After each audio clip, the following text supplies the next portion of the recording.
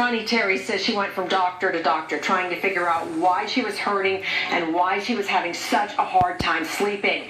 She had a sometimes confusing condition known as fibromyalgia, but one Savannah doctor says it may soon be easier to diagnose by looking at your sleep patterns. Now, what are you guys working on in school? You guys started working on cursive? Ronnie Terry says her pain set in right after the birth of her son in 2006. Everywhere she hurt. Trying to hold my newborn was very, very painful. My husband, no one could really touch me. I was so sensitive to where if anybody just wanted to give me a little hug, I couldn't take it. The Lawrenceville 48-year-old went to her OBGYN, who sent her to a primary care doctor, who sent her to a pain specialist, who referred her to a rheumatologist.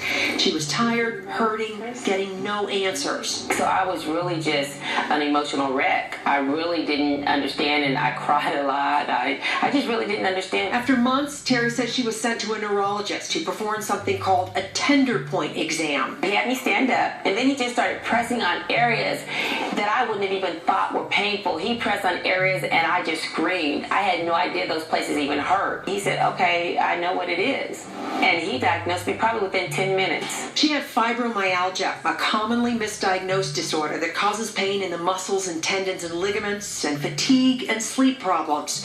Doctors don't know what causes it, and there's no cure. Patients have always complained about sleep issues. South Coast health neurologist Dr. Victor Rosenfeld says in some surveys, difficulty sleeping is the #1 fibromyalgia complaint.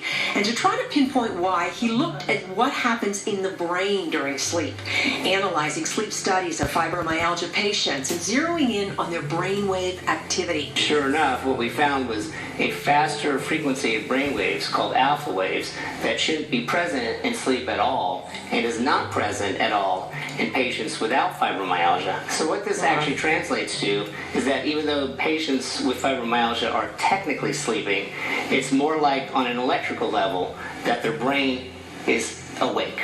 So it's like pulling an all-nighter every single night. Most sufferers are diagnosed based on their symptoms and their reaction to their tender point exam. But Rosenfeld says maybe we should be doing sleep studies. So this is something I think that could translate into a simple, easy way to make a diagnosis. It's been 9 years since Ronnie Terry was diagnosed, and she's now a global ambassador for the National Fibromyalgia and Chronic Pain Association.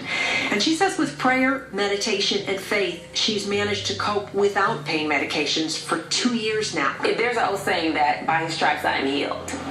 And I truly live by that. And I understand that fibromyalgia is not curable and that I will always have it.